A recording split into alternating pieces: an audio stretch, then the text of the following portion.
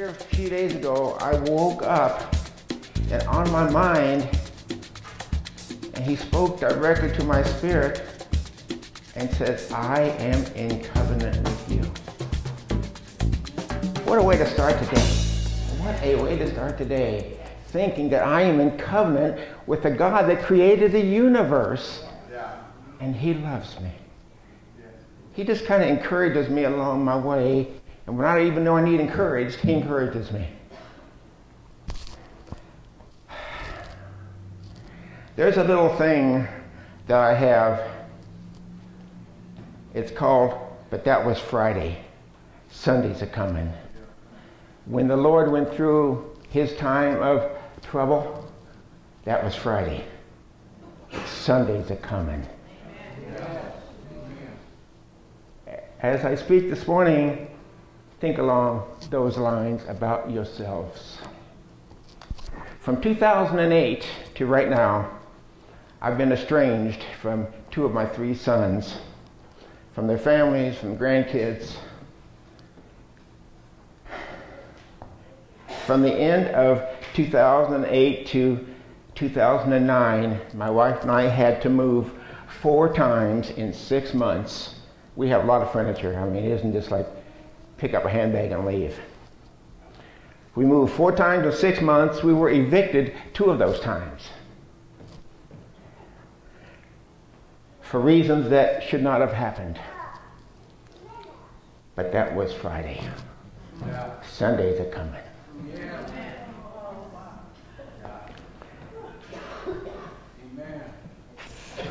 3 weeks of that time I spent incarcerated.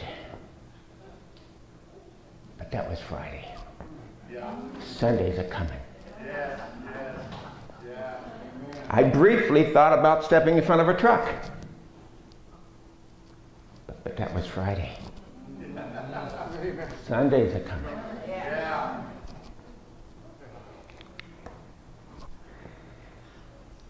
2009, we moved from a really bad neighborhood to a 1 or 2% upgrade.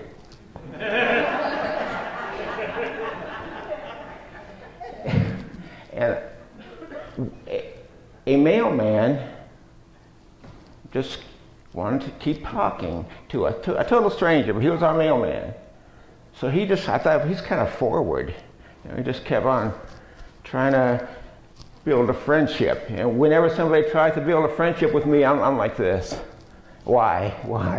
I'm not, you trying to build something or you want to take something? Well, I had nothing to take, so I figured he's genuine. So he just happened to own 7 houses that he'd like to rent with an option to buy. Now that was a side thing of his. And I said, well, that's nice, but I'm not interested. And he kept trying to talk us into what he called coming into our family. Okay, that's nice, but and he said, I'll try to find you a house that I'll rent with an option. Well, I'd never owned a house, ever. Not one time. Never wanted to. I was satisfied with the status quo here. Didn't want the responsibility. You heard all the horror stories, new roof, new furnace, all this kind of stuff happening. Wanted nothing to do with it. Let somebody else have the headaches. Well, he kept talking to us. And as he was talking, slowly but surely, I started to change my way of thinking a little bit. Well, I'll pacify him, We'll talk about it. And if it's God, okay. If not, that's okay too. Had no aspirations at that time either way. Well, in August of 2011, we moved into a house. Acre of ground, 5 rooms, 11 trees. Y'all who have seen it, it's like a park. Like a park. 11 of those trees are black walnut, which that's neither here nor there. That can be positive or negative, depending if you're standing under them when they fall. You know, it's almost like incoming. You know, that type of thing. And in October of 2011, just right after we moved into our house in August, a dear brother of mine in Christ took it upon himself to implant another seed in me, in the guise of going with him to see a vintage 1961 Volkswagen Beetle that he was interested in. I proceeded to tell him all of the reasons he was not a mechanic. That is a show car. You can't fix it yourself. You'll just be throwing money into a black hole. Didn't faze him a bit. Didn't. It's like he just, sorry, I can't hear you. Okay. So he went ahead and bought it. For me.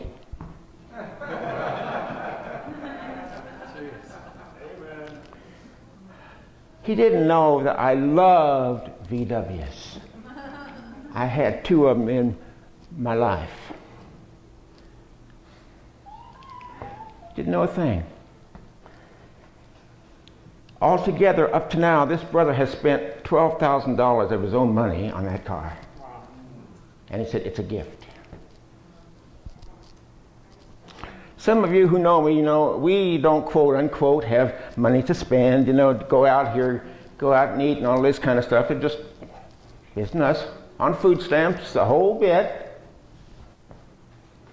My wife has health issues. Family's not talking to us. Her family's not talking to her. All because of me, by the way. But again, that's Friday. Sundays are coming.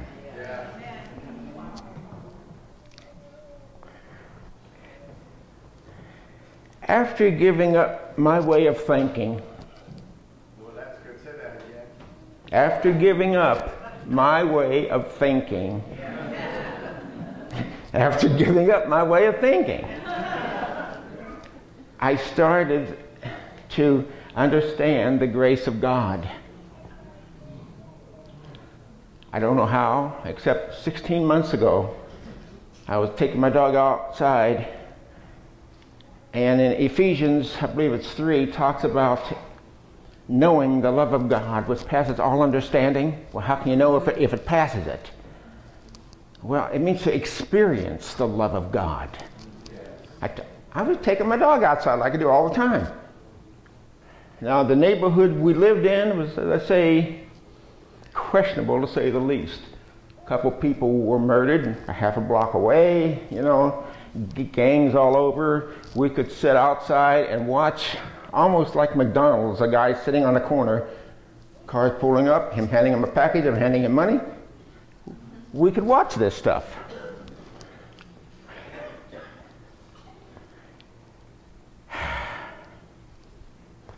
So we moved into this house. I gave up my way of thinking, and I allowed God to take the helm. For as far as I know, the first time. And I've been walking with the Lord for almost 40 years now.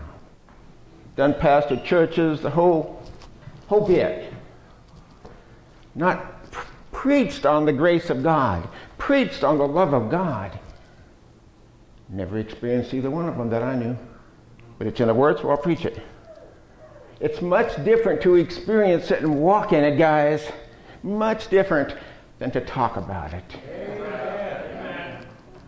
Little did I know that the person that I was listening to on TV and listening to CDs and listening to my pastor who was speaking the same exact things, I was changing.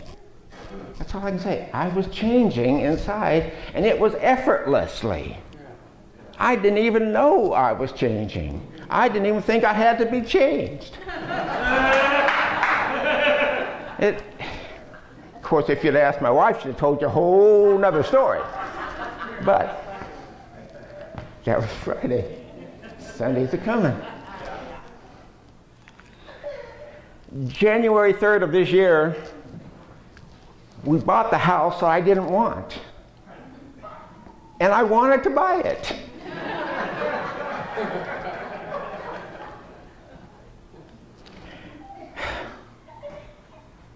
We have great neighbors constantly helping us. Another brother in Christ saw I had an acre of ground. He gave me an almost new lawnmower, because I didn't have one. Didn't think I'd ever need one. Our neighbors, they bring us hot meals at least once or twice a week.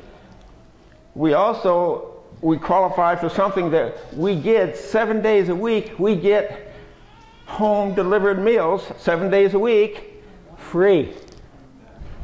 We have 2 freezers. They're packed. I haven't gone to Johnny's Meat Market going on 4 months. I usually went once a month. The more I give, the more keeps coming in. And now I understand why. But I'm just stepping into it. Something.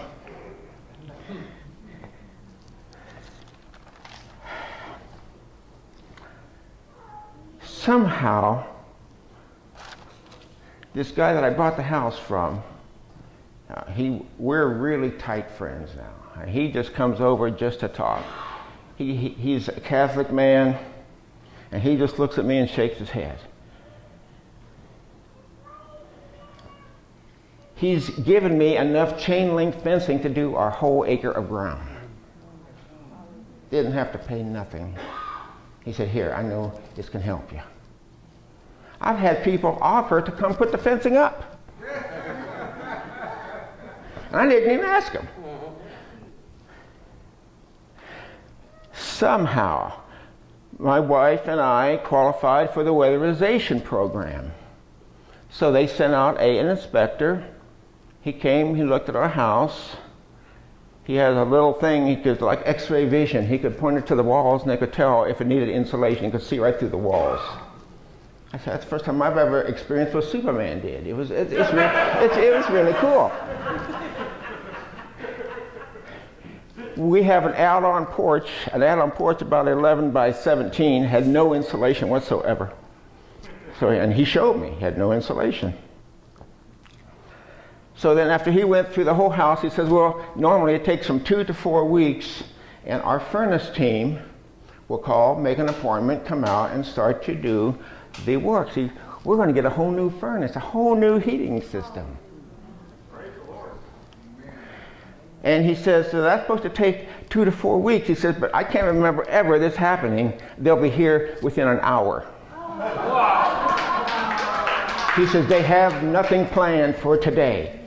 He said, I can't ever remember something. And, you know, you get that little tickle on the inside that you can't scratch. You know, I started to feel that. I know why. Boy, the time just speeding up, you know, accelerating. So Sunday was coming. So the furnace guys come, giving us a brand new, we had a new furnace, but it was oversized. It was a 90,000 BTU. He said, we don't have a 5-room house. He said, you're way overshooting, you're wasting a lot of electricity, you're wasting heat. He cut it down. Brand new furnace, energy efficient. They took our heating ducts, transported them from the floor up to the ceiling. It's more efficient to come down from the ceiling. This is what they tell us now. They did all that work, insulated the whole house with insulation that is fireproof and soundproof. And then he looked at our refrigerator. You need a new refrigerator. It was a new refrigerator. It was a 21-foot, maybe a year old. He said it's not energy efficient enough. He ordered us a new Kenmore refrigerator from Sears. Didn't even know I needed one.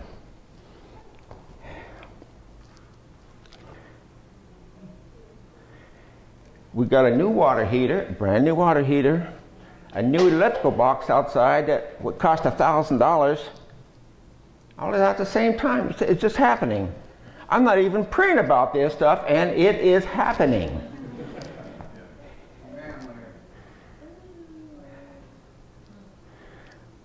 Strangely enough,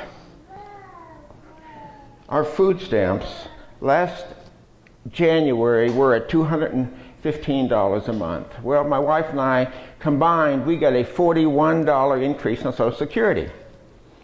From $215, it went down to $91. Okay, so I don't understand their mathematics, but okay. Just a few days ago, we got another one. Just because we're getting a $23 raise next year, they're going to get another 10. So now we're down to 81. Our freezers are full.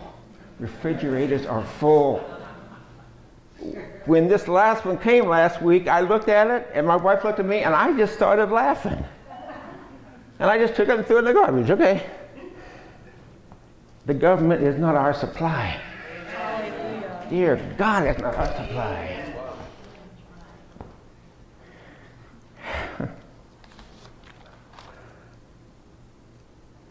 With my little Volkswagen, her name is Rosie, and that in itself is a whole new thing. Our family's pet name for my mother was Rosie. Well, my mom passed away back in the 90s. This car was named Rosie by the last owner. She's rose-colored. Can you see the fingerprints of God just all over this stuff? And I'm just enjoying the ride. I've learned what I have done. I've learned of a better way to pray. Instead of spending my time asking and asking, Lord, you see this, this person has done this, you know how I feel about this. As if God don't know that stuff. I have to tell him. He's not smart enough to know what's happening in my life. But Lord, can you understand what this person is trying to do to me? Why do we have to rehearse the down stuff? As if God don't know and he don't feel and he can't see? Well, my little Rosie has had some issues. By the way, that little car has a brand new engine. It had a brand new clutch. This brother of mine put in a heating advance in it because those little old cars at that time didn't have no heat to speak of, came right off the engine. Yeah. So he spent over $1,000 just revamping the heating system. But she's my baby. If she would fit in the house, she'd be in the living room. If she would fit. Now you have to understand the way of thinking. My wife is an ex-biker, hardcore biker. Hardcore. She used to ride with HAs, outlaws, hardcore biker. $1,000 a day habit. Drug dealer. I did her ex-boyfriend's funeral. He was murdered. This is before I even knew her. She understands that in the bike world, first comes the individual, the guy, then comes his bike, and then if there's room, there comes the woman. Now, this is the way she was for 25 years. That's all she knew. She understands when I say, if I could, I'd bring Rosie in here. She says, I agree. She understands. Another woman wouldn't understand that. So here a few weeks ago, I had Rosie in, had some carburation issues and stuff, and the owner is a Christian brother of Jaguar Alley, right down the street here. And he told me he is personally taking on Rosie. He said other mechanics worked on her for the last year. He said, I am personally taking on that car. She has become a challenge to me. There is not a car I can't fix. He said, other mechanics send their cars to me. So he's taking Rosie on. Rosie's there right now, in fact. So at that time, he had Rosie for 3 days, and he gave us a loaner. He never did that before. I said, do you always give a loaner? He said, only to special people. Wow, my head went, whoa, whoa, talk about the favor of God. The loaner, understand, I'm used to driving a 61 Volkswagen. The loaner was a 95 Jaguar. Full power, everything. I felt like Captain Cook, you know, Captain Kirk piloting the Enterprise. I sat in that thing. All kind of bells and whistles and buttons and speakers coming out everywhere. I look in the trunk. There's a little black box that is flashing. And oh boy, what is this kind of stuff? Nothing like my Rosie, you know, nothing like my Rosie. I told this guy, this car is way too much for me. He says, just take it. Okay. I will tell you, I got spoiled. Within 5 minutes, I was spoiled. You press a button, it adjusts to the last, what the individual wants it. Your steering wheel adjusted, started going up and down. The outside mirror started going in and out. It's even got a heater for the seat. Yeah. I had enough trouble getting heat in Rosie just to clear the windows. I'm expecting a voice to come out there and say, yes, Michael. You know? Well, so I told this guy, I says, this car is way too much. I says, what if something goes wrong while I'm driving? He says, don't worry about it. How come we always worry about stuff people tell us not to worry about?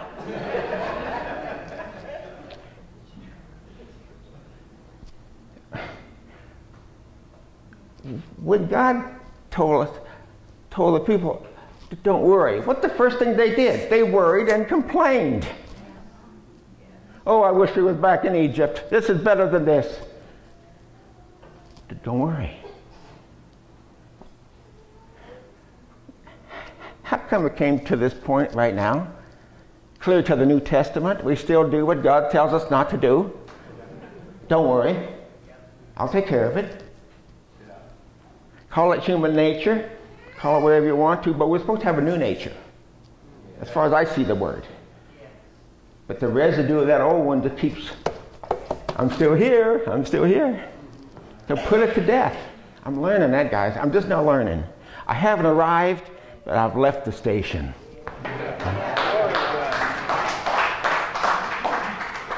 So here I am, driving this Jaguar.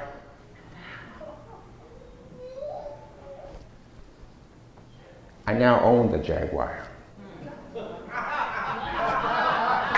And I still own Rosie.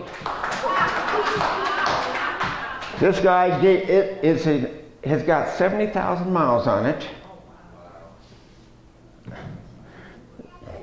It's sitting right directly across the street. You can't even feel the engine vibrate when you're sitting still. And I'm used to driving Rosie. But one thing Rosie has that this one doesn't have is personality. She's got personality. I cannot drive that car without somebody going, hey. I've coined it. In fact, I even wrote a song about Rosie. She brings a smile a mile. You could be having a lousy day, and you look up at Rosie, and there'll be at least a little smile. They remember back in the 60s when they were in that groove, you know? And she's still bringing that smile a mile. So now I own this car at a ridiculously low price. And I says, how do you want me to pay for this? Would like $100 a month be okay? I can't even guarantee that. I may not have it all the time. He says, you tell me. I says, will you carry the title? He said, no. I went, whew. He says, I'll sign it over to you because I trust you.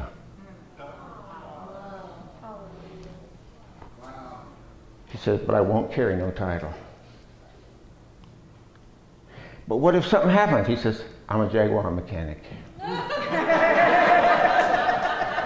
What's the name of my business? Jaguar Alley. What does that tell you about it? He owns 5 Jaguars of his own. which this was one of them. I had a mechanic tell me I was just going to buy that car. Wow. I wanted it, he said. I didn't even want it, and I got it. But I bought the car for my bride. That is Melanie's car. And if you don't believe me, ask her. She'll tell you, that's my car. She's gone through hell because of me. She's gone through hell before me. But she ain't gonna go through hell after me. No way. Sundays are coming. Sunday's coming. All of this has happened, church, since August of 2011. I had nothing. I was driving a 78 GMC Suburban, living in a real rough end of town. Not having nothing, not knowing if we're going to have any money for this or that. And you know something? We're still in that position. We still don't know. But it just keeps coming in. Somehow, I had something like $900 in the bank that I could not account for. And I'm not exaggerating. I went to the bank. They couldn't account for it. I said, are you sure? Yes, we're sure. This is your money. Okay. Okay. You sure? Are you? Yes, we're sure. I said, are you really sure? Don't come back to me in 6 months and say, where's our $900? No, we're sure. Okay? I don't know. I don't know. All I do know is Psalm 23 verse 6 says, surely goodness and mercy shall follow me all the days of my life. Is there going to be bad times? Yes. But why do we always zero in on the bad times? Goodness and mercy follows us all the days of our life during the bad times, because you couldn't make it without goodness and mercy in the bad times. The preacher's starting to come out a little bit. This is a testimony, okay? Goodness and mercy shall follow me all the days of my life. There are trials. The church, understand and know God cannot lie. While you're in the trials, look for the goodness and mercy. It's there. Yes. Goodness and mercy is there through your trials, regardless of what it is. If not so, then God's a liar. If that's not true. But I'm here to tell you today, I have done nothing for all this stuff to happen. Nothing. I wanted nothing to do with this kind of stuff. But it's here. Just because I learned in my prayer life, I spend about 98% in praise and worship. A few words, and Lord, oh, by the way, this would help us. Back into praise and worship again. I've learned very, very, very minute time spent in actually asking. I don't have to. He already knows my need before I even have the need. He prepared the answer to my need before I even have the need. Yeah, I believe that. That's right. Brothers and sisters, I've gone through my Friday. But at least for right now, my Sunday's here. God bless you.